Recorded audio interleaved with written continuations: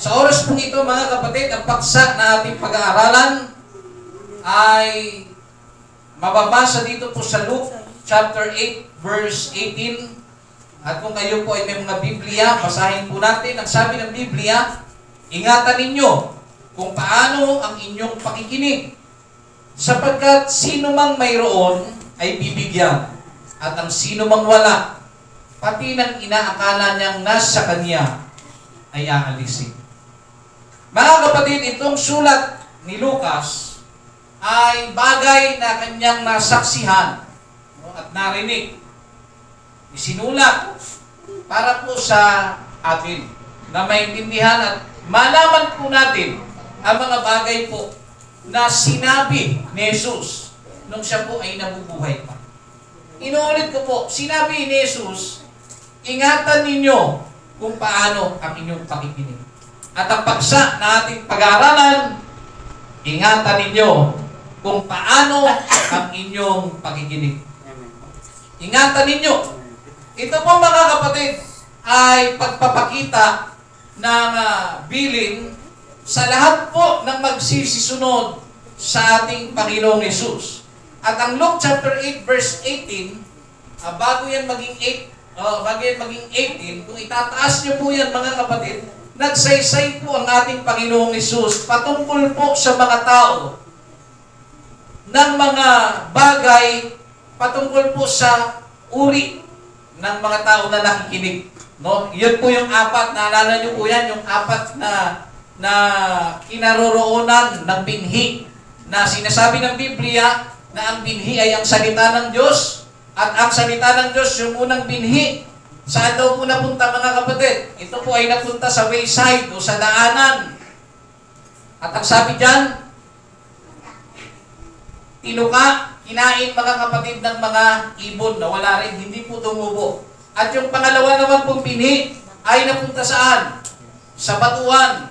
No? At sa batuan mga kapatid, palibasa, wala gaanong ugat. Hindi nag-ugat ng maigi. Ang sabi ng Biblia, natuyo din at namatay. At ang ikatlo mga kapatid, na binhi, napunta saan? Sa tinikan. Yung matinik, madamo, matinik. Napunta doon ang binhi. Tumubo naman siya. Kaso ang sabi ng Biblia, dahil may mga tinik na kapwa niya, damo, no, halaman, kapwa sila tumubo. Pero ang sabi ng Biblia, hindi daw po nagbunga. Sapagkat siya po ay tinatalo ng mga tinik sa kanyang paligid. At yung isa naman daw po ay napunta sa mabuting lupa at doon ay tumubo at nagkabunga. At yun po ay nagpapakita mga kapatid ng mga bagay-bagay patungkol po sa apat na uri ng taong nakikinig. Yung wayside ay yung mga taong nakarinig ng salita ng Diyos, subalit hindi naman po inuunawa ang salita ng Diyos, nawawala rin sa kanya, kinukuha ng diablo. At yung pangalawa naman po napunta sa batuhan, ano po isa sa larawan nun? Sila po yung tinanggap nila agad yung salita ng Panginoon, naging masaya sila. Subalit, pagdating ng kapigatian at mga pagsubok sa buhay, ang sabi ng Biblia, nawala rin, hindi po nagbunga, hindi nagtagal, namatay. At yung ikatlo po, mga kapatid, sila po yung uri ng mga tao na kung saan tumubo sila. Nagkaugat na rin kahit paano, tumubo sila. Pero hindi sila nagbunga. Dahil kasabay ng kanilang pagtubo, sila po ay napapaligiran ng mga dawag o yung tinik. At ang sabi ng Biblia, iniinis. Ibig sabihin na naging dahilan kung bakit hindi po nagbunga. At yung isa naman po mga kapatid, ay ang mga taong nakikinig ng salita ng Diyos, iningatan yun sa kanilang puso, at ito po ay nagbunga. Nakuha natin? At doon po pumasok ang sinasabi ng Panginoon, ingatan ninyo kung paano ang inyong pakikinig. Bakit daw po? Sapagkat sino mang mayroon ay bibigyan. At ang sino mang wala, pati ng inaakala niyang nasa kanya ay aalisin. So pag-aaralan natin ito, ano po ba mga kapatid ang layunin ng ating pag-aaral? Ang layunin po ng pag-aaral po natin ay maipabatid po sa atin na huwag nating sayangin ang mga sandali at oras ng pakikinig ng salita ng Diyos. Amen. Kasi po, may mga tao po na kung saan sila naman po ay pumapasok sa loob ng simbahan, subalit hindi naman nakikinig. Hindi na nakikinig, natutulog pa. Hindi na nga nakikinig mga kapatid. No? Hindi na nila naisa sa puso ang kanilang napapakinggan. So yun po ang ating layunin mga kapatid na may turo sa atin na huwag nating sayangin ang mga oras na tayo po ay nakakapakinig ng salita ng Diyos. At ang pinaka na dapat natin maintindihan, ingatan ninyo kung paano ang inyong pakikinig. Bakit po? May mga taong nakikinig, subalit hindi nila iniingatan ang kanilang napakinggan. Nawawala. Ngayon po mga kapatid, binibigyang diin ng talatang ito ang kahalagahan ng pakikinig ng salita ng Diyos. Baybayin natin ang word for word. Ang sabi, ingatan ninyo kung paano ang inyong pakikinig. Ingatan ninyo. Ngayon itong tanong, paano ba? Paano ba dapat makinig, mga kapatid, ang tao? Kasi po, sa ating pong panahon, may nakikinig po. Ito po yung mga listahan, no? Kung kayo po ay may mga panulat dyan, para ma-analisa po ninyo kung kayo po ba ang binabanggit o tayo po ba ang binabanggit. Okay? Patungkol po ito sa pakikinig. Ikaw ba ay nakikinig una? Ikaw ba ay uri ng taong nakikinig na hindi sinasapuso ang pinakikinggan? Una po, mga kapatid, ikaw mo ba ay uri ng tao na hindi sinasapuso ang iyong pinapakinggan? Bakit po? Sapagkat po, ang tao po ay nakikinig at kanyang isinasapuso ang kanyang pinapakinggan. Makikita mo, magmamanifest sa kanyang buhay, mga kapatid, ang bagay na kanyang natutunan. At dahil nakikita mo sa buhay ng tao na yon, ang kanyang natutunan sa salita ng Diyos, nabibless ka rin bilang tao na nakakakita sa Kanya. Pangalawa po, ikaw po ba ay uri ng tao na nakikinig, ngunit walang balak, isakatuparan ang pinakikinggan? Yan naman po. Kaya sinasabi ng Panginoon, ingatan ninyo kung paano ang inyong pakikinig. Kasi baka nakikinig ka lang, pero wala kang balak, isakatuparan ang iyong pinakikinggan. Dapat maintindihan natin yan, na nakahanda kang isakatuparan ang iyong pinakikinggan. Pangatlo, mga kapatid, ikaw po ba ay uri ng tao na nakikinig? Ikatlo, na nakadepende sa nagsasalita. Nakadepende ka sa estado ng mga ngaral. Kasi po, mga kapatid, maniwala man po kayo hindi, marami po sa ating panahon na makukuha mo lang ang kanilang atensyon kapag ikaw ay pastor, kapag ikaw ay obispo, kapag ikaw ay may mataas na katungkulan sa simbahan, tsaka lang sila makikinig. Dahil ang tingin po nila, ang bitbit ng mga taong nakatataas sa iglesia ay talaga namang ginto kung tanggapin. Na kung tutusin na ang salita ng obispo na galing sa salita ng Diyos, ang salita ng mga pastor, ang salita ng mga leaders sa iglesia, mga kapatid, nakatapos man sila ng pag-aaral o hindi, ang content ng kanilang sinasabi ay galing pa rin sa salita ng Diyos. At ang pobre sa tingin ng mga taong mataas ang pinag-aralan na nakikinig, ang pobre na nangangaral, marahil wala rin pinag-aralan, mga kapatid, sa pangangaral ng salita ng Diyos, walang narating sa buhay. Sa madaling salita, walang napatunayan. Kung minsan itong mga taong ito na nangangaral na ito, mga kapatid, ay hindi pinapansin. Bakit? Kasi ang tingin po ng marami sa ating kapanahunan, kapag ikaw ay may magandang barong, kapag ikaw ay may kotse na pumarada, kapag ikaw po, mga kapatid, ay may maayos na buhay at tumayo ka sa pulpit, mga kapatid, ang tao talaga naman pakinig na pakinig. Doon pa lang sila nakikinig. Kung ikaw po ay uri ng tao na nakikinig ka lang, base po doon sa nagsasalita, sa madaling salita, nakadepende ka lang sa estado ng mangangaral, ang sabi ng Panginoon, ingatan mo kung paano ka nakikinig. Nakuha niyo mga kapatid? Ingatan din. Dahil hindi po lahat na nagsasabing pastor ay may puso sa pangangaral. Hindi po lahat na nakikita natin maayos ang damit ay maayos talaga ang buhay. Hindi po lahat na nakikita natin maganda ang buhay ay may magandang spiritual. Tatandaan niyo po mga kapatid, ingatan niyo kung paano kayo nakikinig. At kung ikaw ay uri ng tao na tsaka ka lang makikinig, kapag pastor na ang nangangaral, mga kapatid, ingatan mo kung paano ka nakikinig. Dahil ang nangyayari, hindi na dahil sa aral ni Kristo kaya ikaw ay nakikinig, kundi dahil sa katayuan ng tao. Nakuha ninyo mga kapatid? Amen. Pag maayos ang tao, nagsalita ng salita ng Diyos, makinig na makinig talaga ang tao. Hindi po ako nag-discriminate sa mga tao ngayon, ha? Blines kasi sila ng Diyos. So, given yun sa kanila. Pero ang iniaaral natin dito, mga kapatid, yung sabi ng Panginoon, ingatan nyo kung paano kayo makikinig. Kahit pabata ang nagsabi na kapag ikaw ay hindi nagsisi sa iyong kasalanan, wala po yung pinagkaiba sa sinabi ng pastor.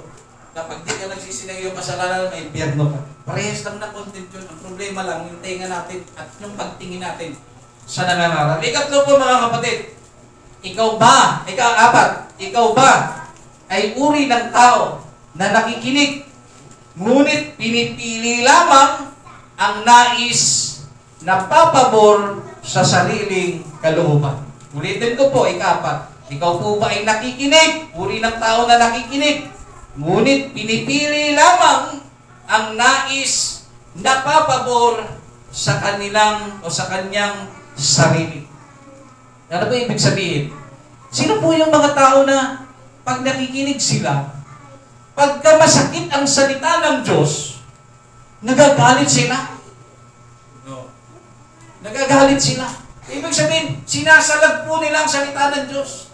Pero kapag ang salita ng Diyos ay maganda, masarap sa makinig, gaya ng pag ikaw ay nagpakabuti sa Panginoon, i-bless ka niya, siya pa yung unang-unang sisigaw, Amen! Pero nung sinabi ng preacher, lahat kayong may mga utang, huwag niyong hayaan na hindi niyo pinapayaran.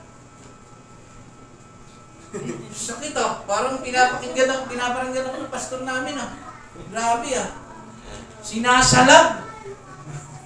Tama po ba na bayaran ang utang o hindi? Tama. Diba? So ano po ibig sabihin mga kapatid? Huwag po tayong maging tagapakinig lamang tapos pinipili lang natin. Yung kaya lang natin gawin, yung kaya lang natin tanggapin, mali po yun. Ingatan po natin kung paano ang ating pakikinig. Ikalima, tama po ba? Ikalima, ikaw po ba yung uri ng tao na nakikinig, ngunit hindi nakahanda ang pag-iisip na makinig? Okay, ulitin ko po. Ikaw po ba yung uri ng tao na nakikinig, ngunit hindi nakahanda ang pag-iisip na makinig? Sa madaling salita, hindi ka aktibo. Marami pong tao ganyan. Hindi aktibo sa pakikinig. Kaya pag tinanong mo, uy Brad, nakasimba ko? Hindi ako nakasimba Ako nakasimba ako ganun ba? Anong i-pre-nits kanina? Maganda ba ang pre-nits ni brother, ni pastor? Napakaganda, hindi ka kasi umattend Ano ba ang pre-nits? Patungkol sa share mo naman. Basta ang ganda. Ang problema mo kasi, hindi ka kasi tumadalo kahit tanong ka ng tanong. Umattend ka kasi sa susunod. Pero ang totoo, hindi niya na maalala ang ipinangaral. Bakit po? Siya po kasi ay uri ng taong nakikinig, mga kapatid, na hindi nakahanda ang pag-iisip na makinig, hindi aktibo. Meron pa nga yan mga kapatid na hindi talaga nakikinig. Nung sinabing, palakpakan natin ang ating Panginoon, hindi niya pa rin napakinggan. Pero nung nag-iingay na yung tao sa kakabalakpak, tsaka lang din siya pumalakpak. Pag tinanong mo, ba't ka pumalakpak sila Yan, so hindi nakikinig. Ika-anim, Ikaw po ba ay uri ng tao na nakikinig ka, ngunit hindi ka nakahanda tumanggap ng katotohanan? Okay? Ikaw po ba ay uri ng tao nakikinig na hindi nakahanda na tumanggap ng katotohanan? Ito po ang bahagi niyan. Lalo na kung masakit. No? Lalo na kung masakit. Okay? Ito po ba? Dapat, ikaw po ba ay willing makorek? Kasi po mga kapatid, ang salita ng Diyos, dapat nakahanda kang i-correct ka ng salita ng Diyos. Di ba? Kasi kung may mga mali tayong ginagawa sa ating pamumuhay, halimbawa, lalaki ka, dala-dalawang babae mo, ang aral ng Panginoon, kapag ikaw ay nakikiapid, mapupunta ka sa impyerno. Ngayon, ginokorek ka ng salita ng Diyos, ikaw pa galit. Yan. So, ingatan po ninyo ang inyong pakikinig. Okay? Huwag nyo pong hayaan na mawala sa inyo ang anumang pong inyong pinakikinggan. Sumunod po, mga kapatid. 7. Tayo po ba yung uri ng tao na nakikinig, ngunit hindi inuunawa ang pinakikinggan? Yan, may mga ganyang tao, mga kapatid. Hindi inuunawa ang kanilang pinakikinggan. Kaya hindi po sila tumutubo o lumalago sa kanilang pananampalataya. Number 8. Ikaw ba ay uri ng taong nakikinig? Nakikinig ka lamang para manguna o manuligsa. May mga ganyan tao, mga kapatid. Nakikinig sila para lang manguna o manuligsa ng nangangaral. No? Pag masakit, kala mo naman, kabanal-banal na tao. Kala mo naman, kung sino makapagsalita. Grade 1 lang naman. May mga ganyan tao namumuna, mga kapatid, kasi tanggapin ang kanilang natututunan. Sinisiraan pa nila minsan yung nangangaral. Minsan, sinasalitaan pa nila ng hindi maganda yung nangangaral, mga kapatid. No? Hindi po yung tama. Okay? Sumunod po, mga kapatid. Ikaw po ba ay uri ng tao na nakikinig? Mga kapatid, huwag masasaktan. Ikaw po ba ay uri ng tao nakikinig, ngunit natutulog? Mga kapatid, ikaw po ba ay uri ng tao nakikinig, ngunit natutulog, mga kapatid? Ito naman po, para mas maintindihan po natin, pagka ang isang membro sa iglesia ay natutulog sa gawain, may dalawang mukha yan.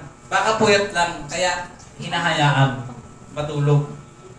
Pero, mga kapatid, kung buong 2024 ng pagsamba natin, pakinggan niyo po, kung buong 2024 na lang sumasamba tayo at natutulog tayo, may problema po tayo, mga kapatid.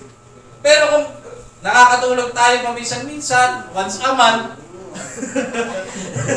o kaya, tuwing ikalawang buwan, nakakatulog tayo, siguro naman maintindihan. Pero parang mahirap intindihin, mga kapatid, kung buong linggo-linggo, mga kapatid. So, hindi naman po siguro maganda sa harapan ng Panginoon na tayo po ay nagiging kaugalian po natin ang matulog. Pero, sabi ko nga sa inyo, kung kayo po ay nakakatulog, hindi ko naman po kayo gigisingin, mga kapatid. No? Yun nga lang, sabi ng Biblia, paalala ko, ingatan ninyo kung paano ang inyong pakikinig. Yan. Sayang kasi. So tayo rin po ang talo pag hindi po tayo nakakapakinig. Ano? So ayun po, mga kapatid. Word for word kasi tayo Yun yung sinasabi, ingatan ninyo kung paano ang inyong pakikinig.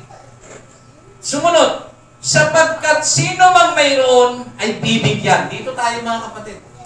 Kaya tayo tinuturuan na ingatan ninyo kung paano ang inyong pakikinig, kasi ito pong dahilan. Sapagkat ang sino mang mayroon ay bibigyan. Ano pong ibig sabihin ng Panginoon? Na sino bang mayroon ay bibigyan? Ano tinutukoy niya? At ano ibig niya sabihin? Ang sabi ng Biblia, nagpapahayag ito na ang sino man na willing matuto, mag-improve, lumago, etc., ay lalong tatanggap ng mga espiritual na bagay gaya ng kaalaman at karunungang nagmumula sa Diyos, bunga ng patuloy na pakikinig. Yan. So, ang sabi ng Panginoon, mga kapatid, ang sino mang mayroon, okay, sabi, ang sino mang mayroon ay bibigyan. Ang punto, pag ikaw po ay nakinig ng salita ng Diyos, di nakinig ka, napunta sa puso mo ngayon, nasa isip mo na ngayon, eh di nagkaroon ka. Ano nagkaroon ka? Nagkaroon ka ng salita ng Diyos na siyang kaalaman at karunungan. At kapag ikaw ay nagkaroon nun, mapapakinabangan mo yun sa buhay mo. Okay, may isa sa pamuhay mo yun. Ngayon, pagka yun ay in-apply mo sa buhay mo, at nasumpungan mo ay epektibo, totoo pala salita ng Diyos, at bumalik ka ulit, dumalo ka ulit, at nakinig ka ulit, yun yung pinapunto mga kapatid na ang sino mang mayroon, ulitin ko po, sapagkat ang sino mang mayroon ay bibigyan. Amen. Di ba? Kaya ka po bumabalik kasi nga may natatanggap ka. O, ito pinakamadali. Yung mga tawag nito, mga mandaragat, manlalaot, di ba? Kaya po sila bumabalik sa laot kasi meron po silang nakukuha. Oh, imagine niyo naglaot si Brother Jerome, halimbawa, naghagis. Naghagis. Ito ewan ko kung napanood nyo naghagis. Inedit. Napanood nyo? Viral yun eh. Mga kapatid, viral yun eh. Naghagis ni Brother Jerome. Nakakuha siya ngayon. No? Nakakuha siya, ang dami. Pag siya po ba ay nakakuha, ay ayoko na, nakakadala. Ganun po ba ang tao yung pangit pala sa laot, nakakadala. Biruin mo, ang dami kong hindi, kaya lang naman ang pangkain ko lang naman. Ang dami-dami ng nakuha ko. Ayoko na, nakaka-offend. Pwede ba yung mga kapatid? Siyempre, pag uwi mo, kung may asawa ka, ito, mabibenta natin, mapagkakapirahan natin. Ano po mangyayari mga kapatid? Hindi ba tuwan-tuwa ka? Yung hinagis mo, nakakuha ka. Okay? Nung nakakuha ka mga kapatid, nakonsume mo na, no? Nakonsume mo na. Bakit ka babalik? Mga kapatid, bakit ka ulit maglalaot? Kasi nga may nakukuha ka. Ibig sabihin mga kapatid, ang sabi, ang mayroon, ulitin ko po ang sino mang mayroon ay bibigyan. Ibig sabihin mga kapatid, nung binigyan ka ng Panginoon, naglaot ka, no? Bumabalik ka, kasi nakikita mo mayroong patutunguhan, nakikita mo mayroon kang natatala. Nakuha ninyo? Kaya nagkakaroon ka pa ulit. Kapag wala ka, babalik ka ulit, nagkakaroon ka ulit. Ganun din mga kapatid sa salita ng ating Panginoon. Pagka once na nakinig ka, no? Tapos yung napakinggan mo, in-apply mo sa buhay mo, napapakinabangan mo yun. Naiisip mo, ay, gusto ko pang lalong matuto. Kaya pagka nakinig ka ulit ng salita ng Diyos, lalo kang bibigyan. Ano po yung binibigay mga kapatid? Binibigyan po tayo ng kaalaman at karunungan ng salita ng Diyos. Ulitin ko po yung sinasabi Ito po ay nagpapahayag na ang sino mang willing matuto, mag-improve, lumago, etc. ay lalong tatanggap ng mga spiritual na bagay gaya ng kaalaman at karunungang nagmumula sa Diyos, bunga ng patuloy na pakikinig. Okay? Nagko-continue ka mga kapatid sa pag-grow. At ang sabi dito, sa Luke chapter 11 verse 28, mga kapatid, datapot sinasabi niya, oo, bagkus na lalong mapalad ang nangakikinig ng salita ng Diyos at ito'y ginaganap. Amen. Ibig sabihin mga kapatid, sa pakikinig ng salita ng Diyos, hindi lang basta nakikinig ka. Dapat daw ay ginaganap, isinasagawa mo sa iyong buhay ang iyong pinakikinggan. Yan po ang aral mga kapatid ng ating Panginoon.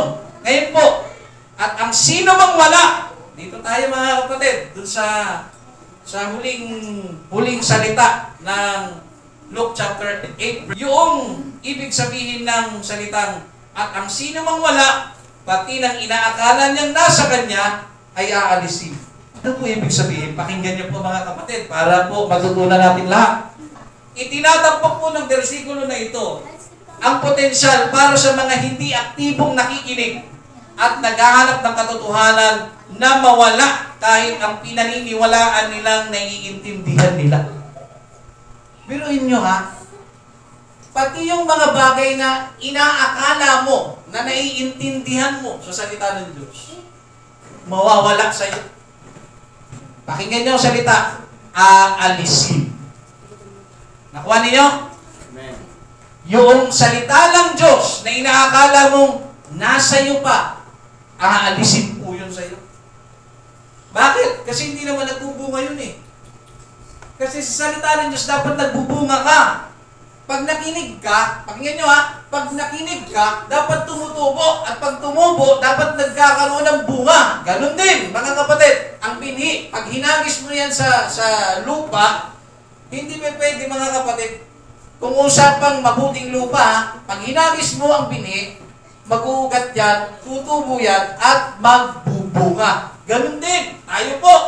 Pag tayo po ay nakinig ng salita ng Diyos, at hindi po yan nag-ugat, hindi po yan tumubo, at nagbunga, ang sabi ng Biblia, yung inaakala mong nasa yung salita ng Diyos, aalisin sa iyo. Nakuha ninyo mga kapatid? Kaya yung mga dating yung mga minsang matitindi, nakikipagdebate, mga minsang mga young people o kapatiran na talagang matitindi sa mga doktrina, tingnan nyo sila ngayon, tumalikod sa Panginoon. Bakit? Yung inaakala nilang nasa kanila pa na salita ng Diyos, kasi sinasabi na, kahit naman ako tumalikod sa Panginoon, hindi naman nawawala ang Diyos sa puso mo. Eh kung talagang ang Diyos ay nasa puso mo, hindi mo magagawang iwan ang Panginoon sa buhay mo.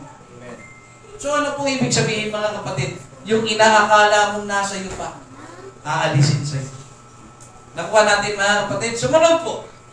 Pag mababaw ang ating pangunawa sa salita ng ating Panginoon, hindi po ito magbubunga. Hindi po ito lubos na magbubunga. Kaya pansinin niyo po, marami pong mga tao na binago ng Diyos. Minsan binago ng Diyos, pero ngayon, hindi nyo na sila makita, di ba? Nawala na sila. Kasi yung mga pinakinggan nila, mga kapatid, mababaw ang kanilang pagkaunawa sa kanilang mga pinakinggan. At ngayon po, nawala na rin kahit ang kanilang mga pinakinggan. Tingnan nyo ha, lahat po ng mga mananampalataya na naturuan tungkol sa rapture. Alam niyo po yung rapture? Sino po nakakalam ng rapture? O, yung iba hindi pa alam. Pag sinabi pong rapture, mga kapatid, ito po yung salita, wala pong rapture na salita. Yung salita mismo sa Bible, ha? Ang ibig sabihin kasi ng rapture, pag-agaw. Okay? Meron pong propesiya sa Biblia, aagawin ng Panginoon ang lahat ng mga mananampalataya. Ano po ibig sabihin nun? Ang sabi ng Biblia, pag tunog daw po ng trompeta, hindi po ba't nangako si Kristo, sabi ni Kristo, nung siya po ay nabuhay, no, di ba namatay siya? Tapos nung ikatlong araw, siya po ay nabuhay. Nangako po siya, isa po sa kanyang pangako, sabi niya, babalik ako at kukunin ko kayo. Sino pong sinasabi niya na kukunin? Lahat po ng mga mananampalataya ang kukunin. Ngayon po, sa kanyang pagbabalik, meron pong mga senyales na mangyayari. Ang sabi niya, bago ako babalik, ang pinupunto ng Biblia, bago babalik si Kristo, magkakaroon daw ng gera, ng gutom, mga kapatid, ng mga digmaan, no? Ng mga bulaang propeta, maglilitawan ng mga bulaang propeta. Eh, nangyayari na po yan sa ating panahon. Pag nakita nyo na, o nabalitaan nyo na mga nangyayari yung mga bagay na ito, malapit na akong babalik. At pagbalik ng Panginoon, ang sabi, tutunog ang trumpeta. Yun po ang hudyat. Pag tumunog ang trumpeta, sabi ng Biblia, babalik ang Panginoon. Pero, hindi na po siya bababa dito sa lupa, ha? Siya po ay nasa himpapawid at tayo po ay kukunin niya. Ang ating mga damit na ito, mga kapatid, hindi po natin ito madadala. Ang sabi ng Biblia, ang ating katawan ay damit na maputi. Magta-transform po tayo, mga kapatid. At itong mga damit natin, yung mga kasuotan natin, yan po ay mawawala. Ibig sabihin na mawawala, may iwan po yan dito. Nakuha ninyo? May iwan po yan dito sa lupa. At tayo po, ang sabi ng Biblia, sa Panginoon, magpakilanman. Doon po tayo, mga kapatid, maninirahan sa langit. Anong punto? Tingnan nyo ha, lahat ng kapatid na inaralan patungkol sa pagbabalik ng Panginoon, kahit alam nila na si Kristo ay malapit ng bumalik, nag-backslide pa rin, di po ba? Ang init pa nila, yung iba ginagamit pa sa pulpit. Nagpipreach pa ang iba. Pero tumalikod silang lahat. Nalimutan nila na may pangako si Kristo na buhay na walang hanggan. Biruin niyo mga kapatid, ang buhay na walang hanggan, yan po ang gusto natin, di po ba? Walang tao sa mundong ito na nasa katinuan, ayoko nang mabuhay, nakakapagod. Basta nasa katinuan ka, ha, na lumalaban ka sa buhay. Alam niyo po, ang tao takot mamatay. Sino sa inyo mga kapatid hindi takot mamatay? Ha? Sometime ng buhay natin, mga kapatid, dumating tayo sa punto na takot tayong mamatay. Kasi mawawala lang naman ang takot mo mamatay pag nagmamature ka na eh. Pag alam mo nang malapit ka na mamatay, tatanggapin mo na eh. Pero habang bata ka pa, nasa kalakasan ka pa mga kapatid, takot kang mamatay. Yan po katotohanan. Takot po ang tao mamatay. Pero ito po, ang aking gusto sabihin sa inyo mga kapatid. Takot kang mamatay. May Diyos na nangako mga kapatid, nabibigyan ka niya ng buhay na walang hanggan. Maglingkod ka lang sa Kanya. Pero ano po ang ginagawa ng ibang kapatid sa pananampalataya? Sa kabila na may pangakong buhay na walang hanggan, sa kabilang may pangako na darating ang Panginoon, babalik siya at kukunin niya tayo at mawawala na lahat ng paghihirap natin. Umalis pa rin sila. Tumalikod pa rin sila, mga kapatid. Pero sa pagtalikod nila, huwag kayong mawala ng pag-asa, mga kapatid. Yung mga kapatiran na tumalikod, no? Kung tumalikod sila, wala tayong magawa eh. Choice nila yun. Pero ikaw, kamusta ka? Susunod ka ba? Susunod ka ba sa yapak nila? Na sila ay tumalikod sa Panginoon? O magpapatuloy ka at gusto mong marating ang buhay na walang hanggan? Gusto mong marating ang ipinangako ng Panginoon? Nasa sa atin po yan. Nakuha natin mga kapatid. So ingatan nyo ang inyong pakikinig. Kaya nga mga kapatid, ito po yung nakakalungkot eh. Pag bumalik po ang Diyos, tumunog ang trumpeta, nag-rapture. Na-rapture ang tawag dun eh, sa pagbabalik ng Panginoon. Kukunin niya tayo, aagawin niya tayong lahat. Yung mga may iwan dito, yun yung mga taong hindi naglingkod sa Panginoon. Ayaw magsisi, narinig na nila ang aral ni Kristo na magsisi at magpabautismo, ayaw pa rin po nila mga kapatid.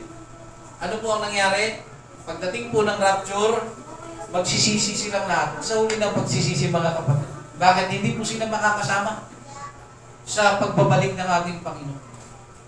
Okay? So ingatan po natin kung paano po tayo nakikinig. Pakinggan niyo po. Listening is a choice. Ulitin ko po. Listening is a choice. Ang pakikinig po, choice yan. Ikaw ang mamimili kung makikinig ka o hindi. Ngayon po, ito po. Luke chapter 10 verse 42. Datapwat isang bagay ang kinakailangan sapagkat pinili ni Maria ang magaling na bahagi na hindi aalisin sa kanya. Alam niyo po yung kwento na yan, mga kapatid? Nang ang ating Panginoon ay nasa bahay ni Maria at saka ni Marta, na kanyang kapatid. Dumuon ang ating Panginoon at nagtuturo siya. May dalawa po diyang magkapatid na ang pangalan po ay si Maria at saka si Marta. Itong si Maria, pagdating ni Jesus, nangangaral siya sa loob ng bahay. Umupo siya sa tapat ni Jesus. Nakikinig siya. Ngayon, ang kapatid niyan si Marta, kasi kung bumibisita ang ating Panginoon, naghanda siya ngayon ng pwede na lang kainin. Nung naghahanda siya, alam niyo po ang naramdaman ni Marta? Hindi siya tinutulungan ng kanyang kapatid. Ano po ang ginawa ni Marta? Kinausap ang Panginoon. Panginoon, wala ba sa'yo na ang aking kapatid ay hindi ako tinutulungan? Kung ipaparaphrase natin, hindi mo ba nakikita, Panginoon, na ako lang yung naghahanda dito para may makain tayo o may paghanda ako sa inyo? Tutusan niyo po sana ang aking kapatid para tulungan ako. Sa paraphrase yun, ha? So gusto niyang sabihin ng Panginoon sa kapatid niya na tulungan siya. Anong sabi ng Panginoon? Marta, naliligalig ka sa mga bagay-bagay ng paglilingkod. Sabi niya yun. Tsaka pumasok ang Luke chapter 10 verse 42. Datapwat isang bagay ang kinakailangan sapagkat pinili ni Maria ang magaling na bahagi na hindi aalisin sa kanya. Ano yung pinupunto niya na Marta, pinili ng kapatid mo ang magaling na bahagi? Ano po yung pinupunto niya magaling na bahagi? Sinasabi niya kay Marta, pinili ni Maria na iyong kapatid ang sa lahat ng pinaka-importante sa mundong ito na hindi aalisin sa kanya. Ano yun? Yung salita ng Diyos na pinakinggan niya kay Kristo habang nagtuturo si Kristo. Nagawa naman yun, ha? Nakakita niyo yun? Sa versikulo, tinuturuan niya yun. Sila lang ang ang audience, si Maria lang. Yung time na yun. Nakikinig talaga siya. Dahil ang lahat ng lalabas sa bibig ni Kristo, talagang ninanamnam niya. Isinasa puso niya. At choice niya yun. Hindi niya pinili na tulungan ang kanyang kapatid. Oh. Ito po ay nagpapakita na kapag may tsansa at sa tsansa na yan may salita ng Diyos na ipinapangaral, piliin mo ang makinig. Nakuha ninyo? Sa atin sa panahon natin hindi po ako makaka-attend, Pastor. Bakit? Outing po kasi namin pamilya ngayon. Oh. Pwede ba sabihin ng Panginoon, ang pinili mo ay magaling na hindi aalisin sa'yo? Mga kapatid, hindi gano'n yun mga kapatid. Baka sabihan ka ng Panginoon, ang pinipili mo, walang kamuluhan, ang outing, araw-araw. Ito, isang oras lang. O 3 oras pa na tayo minsan. Diba? May 6 na araw ka. Tapos ito lang, isang oras na pakikinig lang, hindi mo pa magawa. Pero sa tungkitan, magdamag. Labas padila. Ganyan ang tao, mga kapatid. No? So, piliin po natin na makinig. It is a choice, mga kapatid, na makinig po tayo ng salita ng Diyos. Sapagkat yung ating pinakikinggan, sabi ng Panginoon, hindi aalisin sa Kanya. Bakit? Bakit po sinabi ng Panginoon na hindi aalisin sa Kanya? Kasi nakita kasi ng Panginoon. Habang nakikinig si Marta, i-apply niya kasi sa buhay niya ang lahat ng pinakikinig. Kaya kung ikaw po ay nakikinig, tapos nakikinig ka, alam mo yung nakikinig ka lang, tapos wala lang sa'yo. Wala pong mangyayari sa buhay ko. Pero kung nakikinig ka, kailangan may matutunan ako. Hindi ako pwedeng lalabas na wala akong matutunan dito. Di ba? Papayag ka ba? Pilahan ng ayuda? Pumila lang ako dito. Actually, trip ko lang, makahawak lang ako 5,000, babalik ko lang din. Pwede ba yung mga kapatid? Nagpakahirap ka? Nagpakatuyot ka sa init ng araw, mga kapatid? Hindi ba kaya ka pumipila? Dahil gusto mo may matanggap ka at may uwi ka. Ganun din. Sa pakikinig ng salita ng Diyos, mga kapatid, kailangan huwag kayong papayag na uuwi kayo.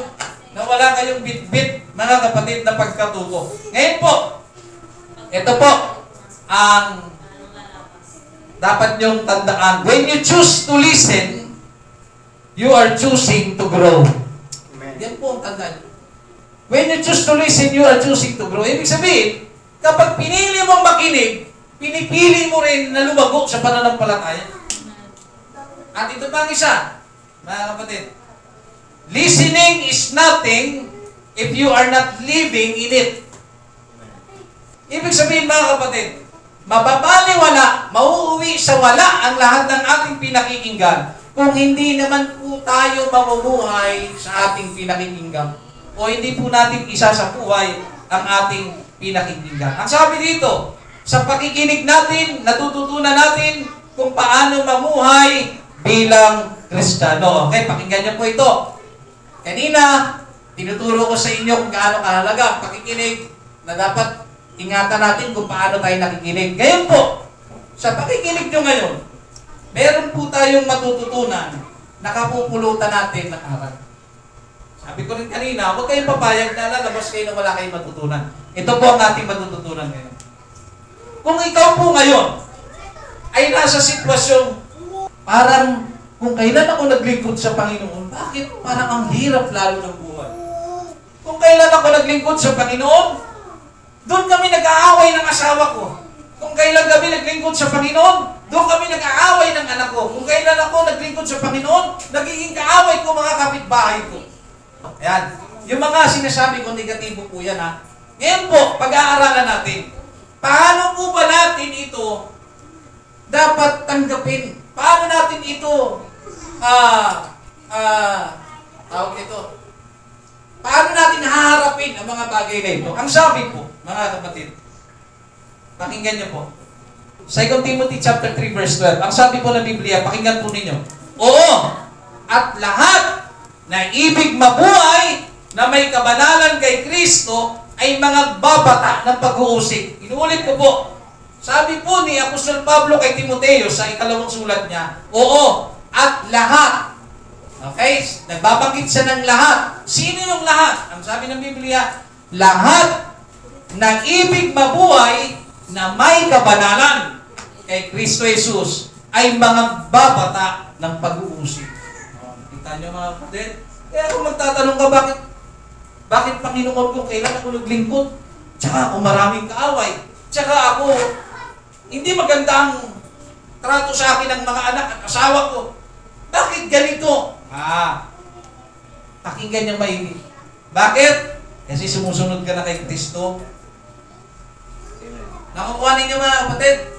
Kasi ulitin ko oo, at lahat na ibig mabuhay na may kabanalan kay Kristo ay mga babata ng pag-uusig. Ibig sabihin, dadaan kayo sa mga pag-uusig. Dadaan po kayo mga kapatid. Minsan, kukutsain ka ng tao. Minsan, sisiraan ka.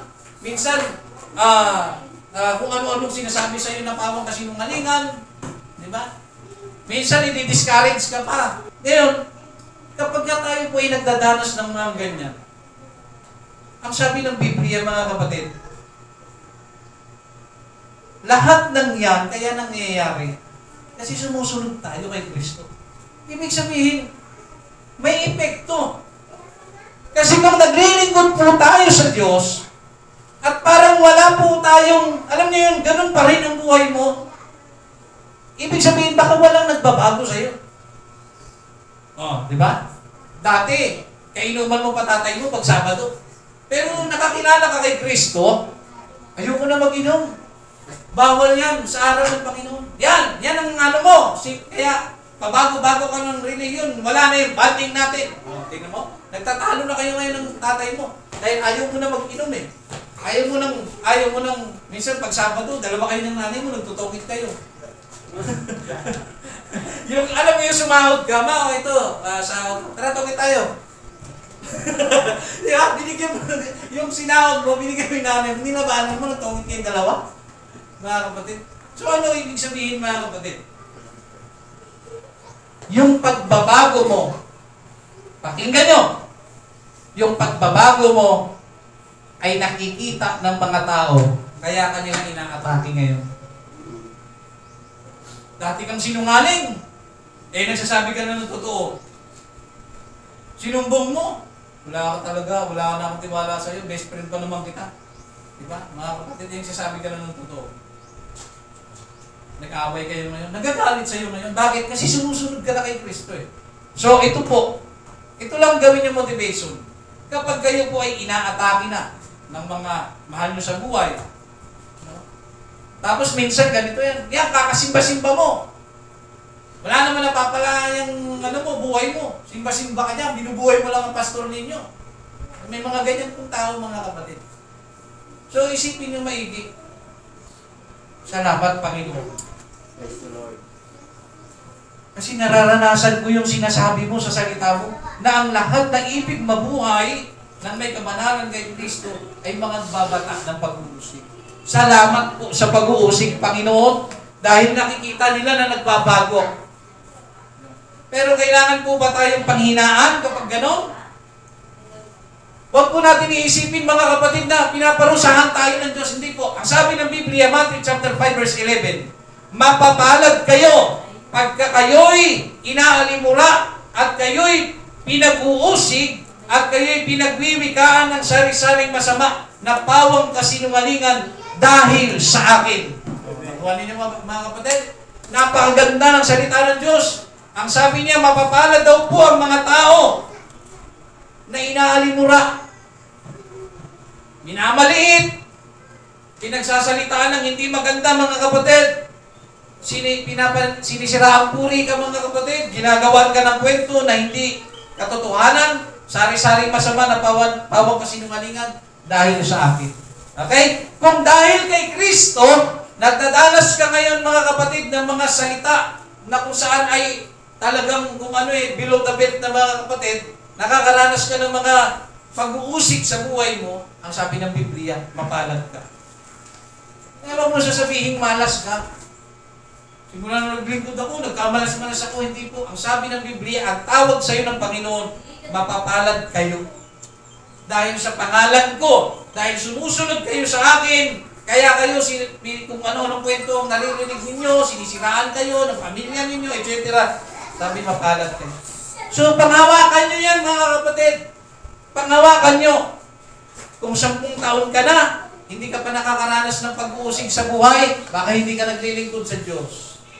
Pag matagal ka na, inuulit ko, pag matagal ka na sa paglilingkod, at hindi ka nakakaranas ng pag-uusig, baka hindi ka seryoso sa paglilingkod. Kapag hindi ka nakakaranas ng pag-uusig, baka walang pagbabagong nakikita sa iyo, pamilya mo. Baki nga kaibigan mo.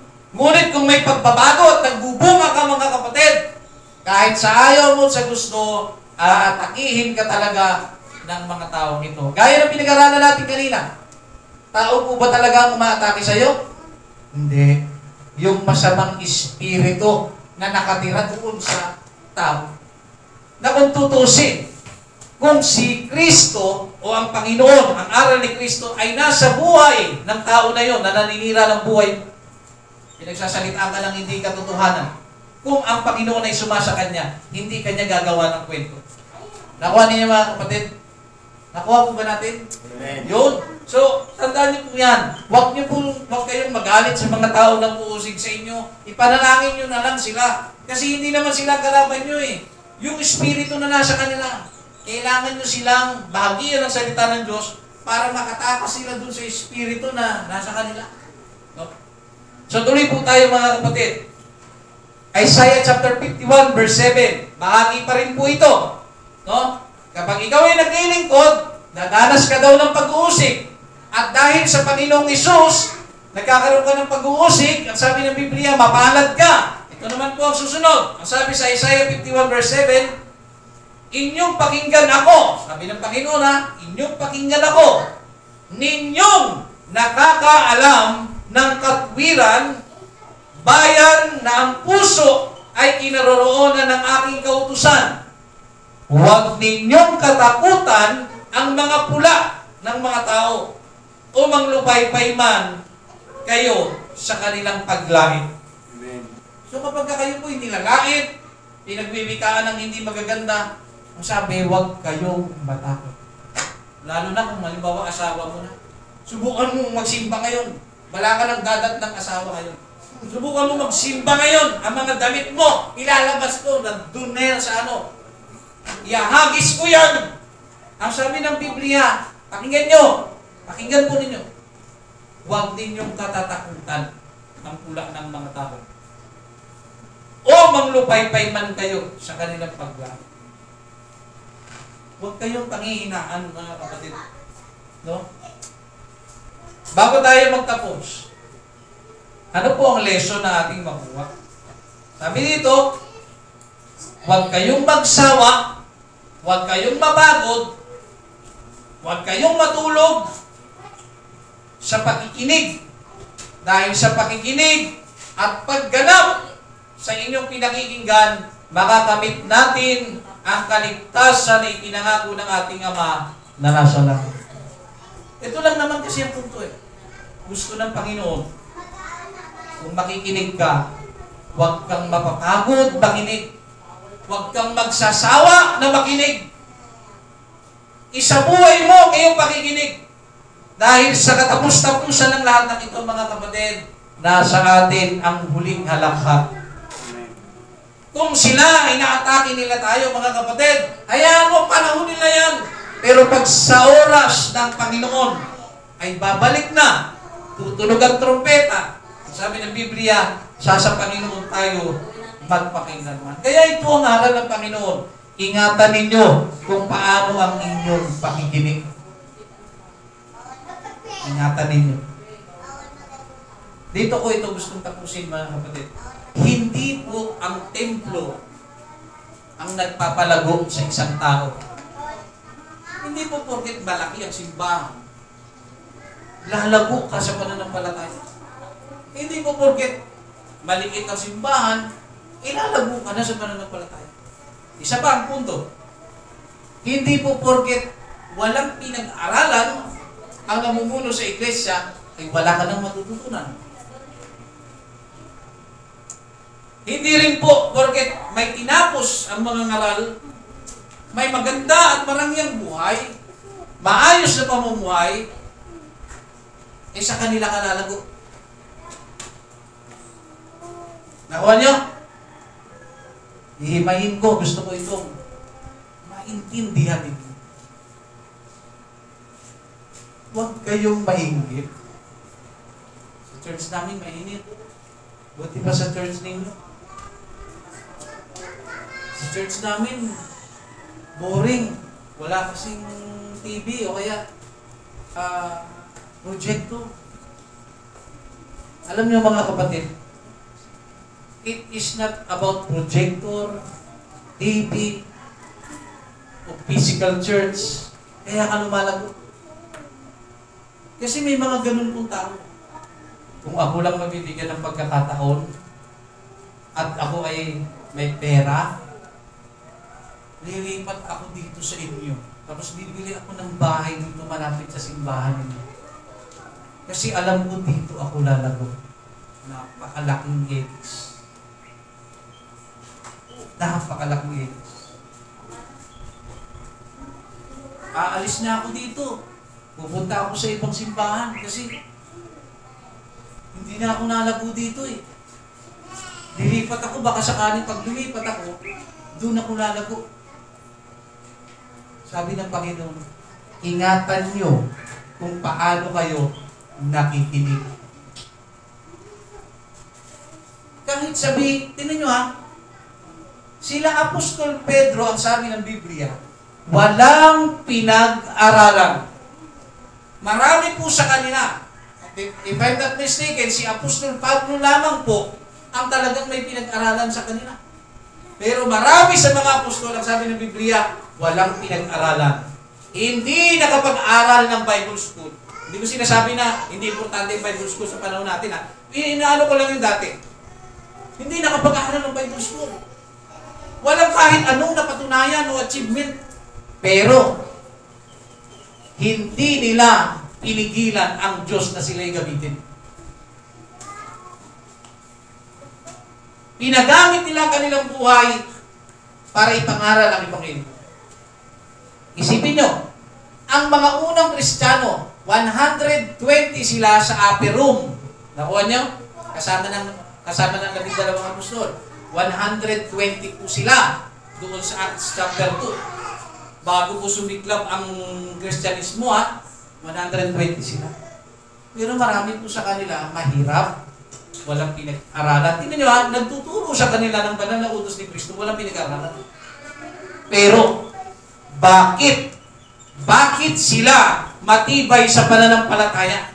Wala po silang church building.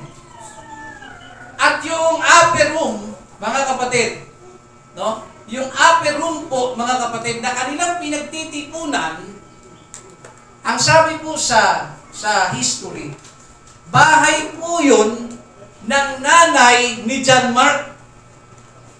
Para alam niyo po, si John Mark na nang iwan sa ere kay Apostol Pablo, the first missionary journey.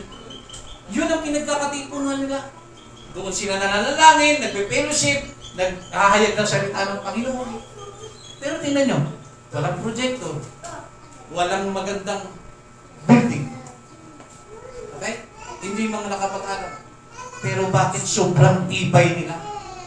To the point na nung kumalat ang Kristyanismo, to the point na kahit kainin sila ng leon, ayon sa history, yung iba, yung mga sumunod na ng mananampalataya, hindi nila binitawan ang pananampalataya.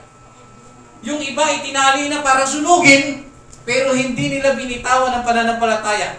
Imagine, walang projector, walang music ministry. See, anong diferensya? Bakit mo ilalagak ang pag-iisip mo na lalago ka kung magandang building, lalago ka kung pastor ang nagtuturo sa... No. Nasa sayo. Ikaw. Nasa sayo ang paglago. Kung gusto mo talagang lumago, kahit sino ang nagtuturo sa'yo, kahit walang pinag-aralan, hindi nakatapos ang nagtuturo sa'yo, kahit wala siyang projector na mabivisualize mo, kung talagang ikaw ay nakikinig ng maayos, kaya mong mamatay para kay Kristo. Huwag tayong masyadong mga kapatid, mapagdangad. Ang hangarin po natin ng sagad ay yung matutunan nating makinig na tumibay po tayo. Yung tipong kapag dumating na po mga kapatid ang tinatawag na kapigatian, naguhulihan na ng mga Kristiyano. Halimbawa, tapos para lang mabuhay kayo, sasabihin sa'yo, itanggi mo lang si Kristo, hindi ka namin papatayin. Ikaw ba yung tipo ng tao? Patayin nyo na lang ako kasi itanggi ko si Kristo. Kaya mong sabihin? Tingin ko hindi. Bakit? Ngayon pa lang nga, hindi mo kayang maglingkod ng tapatan sa Diyos. Ito po yung aking gusto sabihin sa inyo mga kapatid. Kung talagang nakikinig tayo ng salita ng Diyos, tapatan tayo na nakikipagtagpo sa Diyos, tapatan tayong nananalangin, tapatan tayong nag-worship, tapatan tayong naglilingkod mga kapatid. Hindi po natin pinagbabasihan na pagka maganda ang kanta, tsaka lang nagre-revival. Hindi po ganun yan mga kapatid. Ang revival ay nagsisimula sa isang taong tunay na nakikinig. Praise the Lord. Okay? Revival. Hindi po porket nag-iyakan ang miyembro, revival na. Dahil pag sinabing revival, pagkamuhay, binuhay ka sa isang sitwasyon na patay ka. Saan ka patay? Patay ka sa mabubuting gawa. Hindi ka gumagawa para sa Panginoon. Nung narinig mong salita ng Diyos, ganun pala, gagawa na ako ng mabuti. Yun yung revival, nabuhay ka. Nabuhayan ka. Nakuha niyo mga kapatid. Kaya nagko-continue. Kaya ito pinupunto ko sa inyo mga kapatid. Kung ang mga apostol ay gaya lang po ng mga Kristiyano sa ating panahon, konting discouragement na ayaw na po. Lalo po sa ating panahon, pakinggan niyo pong maigi ulit. Sa ating pong panahon, ito po ang panahon na nakaka-discourage. Kasi yung mga apostol noon, ano lang naman ang problema nila? Pag-uusip. Ano ang kaaway nila sa mga kapatiran? Kaagaw nila sa mga kapatiran? Trabaho, marahil, ganun. Pero ngayon, ang daming kaagaw ng mga pastor sa mga membro. Nandiyan ang mall, nandiyan ang pasyanan, nandiyan ang outingan, mga kapatid, na kung saan ay nakakaagaw ng pansin sa mga mananampalataya, kaya ayaw maglingkod sa Diyos. Nakuha ninyo mga kapatid. Kaya po sa oras na ito, bago po tayo magtapos mga kapatid, ito po ang gusto kong ilagay po ninyo sa inyong isip at puso. Ingatan ninyo kung paano kayo nakikinig. Amen. Hindi po dahil sa magandang barong. Hindi po dahil sa posisyon kung ba't kayo lalago. Kaya kayo lumalago dahil sa inyong pakikinig, inyong isinasa puso, isinasa buhay, ang inyong naririnig. Praise the Lord. Wala akong bilib. Hallelujah. Hindi ako maniniwala. Wala talaga akong bilib. Lilipat ako sa ibang church kasi alam ko doon ako lalago. No? Hindi ganun yung tayong kailangan magbago. Hindi ang church. Hindi ang templo. Tayo. Amen. Kayo, natitisod kayo sa akin. Ako tanggap ko may mga kasiraan ako eh. Eh kayo, tanggap nyo ba? May kasiraan din kayo? It is about acceptance, mga kapatid. Kung tanggap ko na may kasiraan ako at may kakulangan ako, dinulod ko yun sa Diyos. Pero sa ating panahon, mga kapatid, hindi kaya tanggapin ng miyembro na may kasiraan din siya. At yung kasiraan na yun, ay gagamitin niya para umalik sa simbahan. Dahil feeling niya, hindi maganda dito sa simbahan na ito, pero totoo. Kung ang Espiritu ng Diyos ay nasa puso ng taong mga kapatid, dapat naiintindihan niyang may mali din ako. Amen. May mali tayo. Dito, bakit ganun? Sa ibang simbahan, lagi revival. Hindi po ba? Bakit sa simbahan parang minsan lang ang dalo ng revival? Bakit? Hindi po ito sa templo. It is about you. Kung paano ka nakinig. Kasi kung talagang napakinggan mo ang aral ng Panginoon, hindi ako maniniwala hindi ka marirevive, kapatid. Hindi ako maniniwala. At hindi ako maniniwala hindi ka makaka-receive ng banal na Espiritu. Kung kung talagang pinakinggan mo ng maigi at salita ng Right. kaya sa oras na ito mga kapatid, let us worship, let us worship the Lord. Praise the Lord. Yung tapat na pagpupuri ang ating gawin mga kapatid. Magtapat po tayo sa ating Diyos. Ang sikreto lamang po, pakikinig. Makinig ng maayos, makinig ng mabuti, isa puso ang pinakinggan, isa isip ang pinakikinggan, isa buhay ang pinakikinggan mga kapatid. At hayaan po natin ang ating pinakikinggan ay baguhin po tayo nito mga kapatid. Ayon po sa kagustuhan ng ating Panginoon. Let us all stand mga kapatid and let us worship the Lord.